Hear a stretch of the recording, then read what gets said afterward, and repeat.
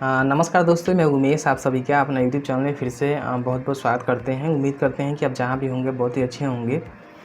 जैसे कि मैंने कल के वीडियो में आपको बताया था कि अगर आपको बिहार स्टूडेंट क्रेडिट कार्ड के ऊपर वीडियो चाहिए तो आप लोग हमें कमेंट करके बताइएगा। उस पर हम कंप्लीट वीडियो बना देंगे कि आखिर लोन किस तरह से मिलता है, इसमें कितने पैसे हमें जमा करने होते हैं, किस तरह से अप्लाई करना होता है। सारा चीज़ जो है इस वीडियो में आपको हम स्टेप बाय स्टेप इस वीडियो में बताएंगे। तो वीडियो अच्छा लगे तो वीडियो को लाइक कीजिएगा, क्योंकि आप लोग वीडियो को लाइक करने में बहुत ज़्यादा कंजूसी करते हैं। तो चलिए आज का वीडियो शुरू करते हैं। चलिए सबसे पहले हम ये समझ लेते हैं कि आखिर स्टूडेंट क्रेडिट कार्ड क्या है, क्योंकि इसके बारे में जानना हमें बहुत ज़रूरी है। यहाँ पे कुछ मैंने टॉपिक लिख रखा है जिसके रिगार्डिंग हम आपको बता रहे हैं। तो यहाँ पे जो स्टूडेंट क्रेडिट कार्ड है उसका शुरुआत जो है 2016 में माननीय मुख्यमंत्री नीतीश कुमार के द्वारा किया गया था। जैसे कि आप सभी को पता ही है, 7 निश्चय जो 7 निश्चय है उसके द्वारा एक स्कीम ये भी रखा गया था, बिहार स्टूडेंट क्रेडिट कार्ड। इसका मेन उद्देश्य यही था कि जो भी आर्थिक रूप से कमज़ोर छात्र हैं, जैसे कि मान लीजिए जिनका फाइनेंशियल कंडीशन ख़राब है, जो आगे पढ़ाई करना चाहते हैं बट पैसे के अभाव में पढ़ाई नहीं करते हैं, तो उनके लिए जो है बिहार सरकार की तरफ से लोन दिया जाता है इस स्टूडेंट क्रेडिट कार्ड में। तो यहाँ तक आप समझ ही गए होंगे कि जो भी लोग आर्थिक रूप से कमज़ोर है वो पैसे लेकर बिहार सरकार से इस योजना के माध्यम से आगे की पढ़ाई जारी कर सकते हैं। यहाँ पे हम आपको बता दें कि सबसे बड़ी समस्या ये आती है कि कौन सा कॉलेज में हम एडमिशन ले सकते हैं और कौन सा कोर्स कर सकते हैं। ये क्वेश्चन जो है आपके मन में ज़रूर आया होगा, तो चलिए हम इसके रिगार्डिंग आपको बता देते हैं। देखिए, जो भी कॉलेज के बारे में आपको बताएं कि देखिए कॉलेज, मैक्सिमम कॉलेज में आप एडमिशन ले सकते हैं। जो भी कॉलेज NBA, NAC, NIRS से अप्रूव्ड है उस कॉलेज में आप एडमिशन ले सकते हैं। मैक्सिमम ऐसे कॉलेज है जो तीनों चीज़ जो है अप्रूव होता है, ठीक है। तो इसमें आपको ज़्यादा टेंशन नहीं लेना है, आप कहीं भी एडमिशन ले सकते हैं। और जितने भी कॉलेज है वो सारे कॉलेज जो है NBA, NAC या फिर NIS से अप्रूव होता है, ठीक है। अब यहाँ पे हम बात कर लेते हैं कि कौन सा हम कोर्स कर सकते हैं। तो कोर्स करने के बारे में आपको हम बताएं। देखिए, आप इंजीनियरिंग कर सकते हैं, पैरा मेडिकल कर सकते हैं, MBBS कर सकते हैं, BSMS कर सकते हैं, या फिर आप चाहें तो डिप्लोमा कर सकते हैं।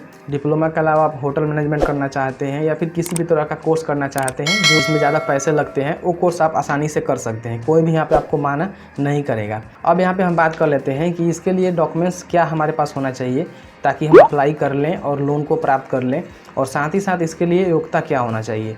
तो डॉक्यूमेंट्स के बारे में सबसे पहले आपको हम बता देते हैं। तो डॉक्यूमेंट्स देखिए, सबसे पहले तो आपके पास 10th और इंटर का जो भी आपने पास किया है उसका सारे सर्टिफिकेट आपके पास होना चाहिए। उसके बाद आपके पास आधार कार्ड, बैंक का पासबुक होना चाहिए। और साथ ही साथ जैसे कि मान लीजिए अगर आप सोच रहे हैं कि मुझे आगे की पढ़ाई करना है और हम किसान क्रेडिट कार्ड लेना चाहते हैं, तो उससे पहले आपको कॉलेज में जाकर जो है प्रपोजल लेटर लेना पड़ेगा, यानी कि एडमिशन लेना होगा और उसके रिगार्डिंग जो है आपका लोन पास होगा। अब ऐसा नहीं है कि आप सोच रहे हैं कि मुझे जो है ये करना है बट एडमिशन नहीं कराए हुए हैं, प्रपोजल लेटर नहीं लिए हुए हैं और आप जाएंगे स्टूडेंट क्रेडिट कार्ड लेने के लिए, तो आपको बिल्कुल भी नहीं दिए जाएंगे, आपको वहाँ से भगा दिए जाएंगे। इसलिए आप जो भी कॉलेज में एडमिशन लेना चाहते हैं और आप जो भी कोर्स के लिए एडमिशन लेना चाहते हैं उसमें आप एडमिशन कराइए, उसका प्रपोजल लेटर लीजिए, ताकि सरकार को भी पता चले कि आपका कितना का कोर्स है, कितना आपका लोन दिया जाएगा और कौन सा कॉलेज के लिए आप लोन ले रहे हैं। ठीक, इस बात को ध्यान दीजिएगा। पहले आपको एडमिशन लेना है, प्रपोजल लेटर लेना है, जो भी आपका फी स्ट्रक्चर होता है वो लेना है और उसके बाद अप्लाई करना है। और यहाँ पे योग्यता के बारे में आपको बता दें कि मैंने आपको बताया कि ये 10th और इंटर का सर्टिफिकेट और साथ ही साथ आप बिहार के निवासी होना चाहिए, उन्हें ही लाभ दिया जाएगा, क्योंकि बिहार के लिए ही स्पेशल इस स्कीम को बनाया गया है। यहाँ तक आप समझ गए होंगे। अब यहाँ पे हम बात कर लेते हैं कि इसके लिए हम किस तरह से अप्लाई करेंगे। तो अप्लाई करने के लिए आपके पास 2 तरीका है। एक तरीका है ऑनलाइन, जो कि आप अपने मोबाइल से या फिर लैपटॉप से कर सकते हैं, और दूसरा तरीका है ऑफलाइन। तो सबसे पहले हम ऑनलाइन के बारे में आपको बता देते हैं। ऑनलाइन करने के लिए आपको सिंपल सा 7 निश्चय का जो ऑफिशियल वेबसाइट है वहाँ पे जाकर अप्लाई करना होता है। उस पर हम एक पर्टिकुलर वीडियो बनाएंगे, आपको बताएंगे कि आप किस तरह से अप्लाई कर सकते हैं। दूसरा तरीका यहाँ पे होता है DRCC ऑफिस जाकर अप्लाई कर सकते हैं। तो सबसे यहाँ पर आसान तरीका रहता है कि आप ऑनलाइन अप्लाई कीजिए और जब भी आपको डेट मिलता है उस डेट को जाकर DRCC ऑफिस वेरिफिकेशन करा लीजिए। तो यहाँ पे क्या होता है कि अप्लाई करने के बाद डेट निर्धारित होता है, जैसे कि मैंने आपको बताया। उसके बाद जाना पड़ता है DRCC ऑफिस। DRCC ऑफिस आपके ज़िला में होता है, आप पता कर सकते हैं, किसी से पूछ सकते हैं, या फिर ऑनलाइन भी सर्च मारेंगे कि DRCC ऑफिस हमारे ज़िला में कहाँ है, तो आपको नेट पर मिल जाएगा। तो वहाँ पर आपको जाना होता है। जाने के बाद वहाँ पर सारे डॉक्यूमेंट्स को वेरीफाई किया जाता है, DRC ऑफिस द्वारा वेरीफाई करने के बाद आपके एप्लीकेशन को अप्रूव कर दिया जाता है। उसके बाद एग्रीमेंट किया जाता है। तो एग्रीमेंट किस लिए होता है और एग्रीमेंट में कौन कौन शामिल होते हैं, थोड़ा सा इसके बारे में समझ लीजिए। एग्रीमेंट इसलिए होता है कि आप इतना लोन ले रहे हैं तो इसको आपको भरना भी पड़ेगा, ठीक है।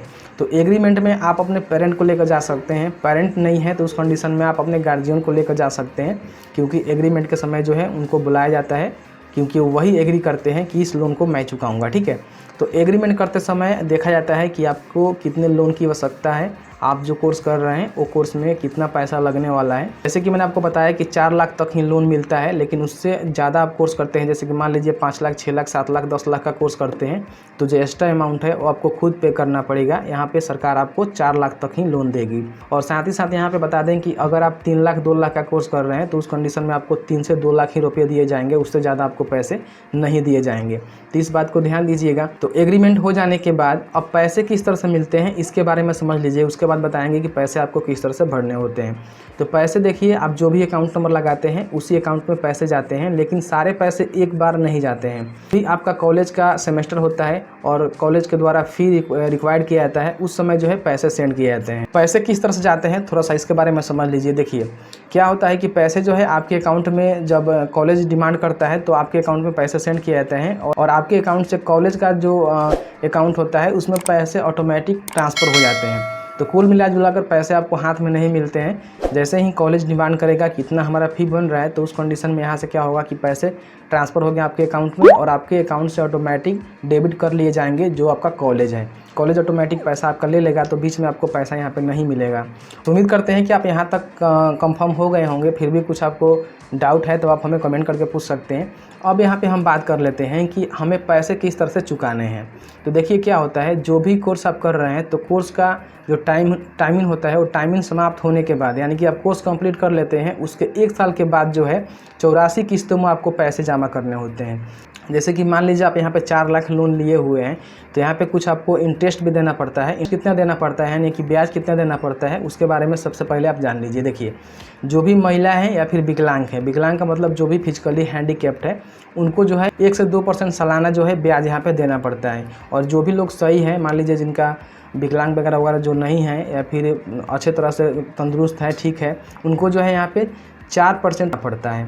तो इस बात को आप ध्यान दीजिएगा। और वो सालाना लोन देना पड़ता है, मंथली नहीं देना पड़ता है, 4% सालाना को देना पड़ता है। यहाँ पे क्या होता है, कोर्स कंप्लीट करने के बाद 1 साल के बाद जो है आपको 84 किस्त में जमा करना होता है। तो जो भी आपका पैसा है और साथ ही साथ आपका जो भी इंटरेस्ट बन रहा है 84 मंथ में, वो सारे को ऐड करके उसका जो है 84 किस्त कर दिया जाता है। यानी कि मान लीजिए आपका जो भी पैसा बन रहा है उसमें आप 84 से भाग देंगे तो आपका मंथली वाइज किस्त निकल जाएगा कि आपको मंथली कितना देना है।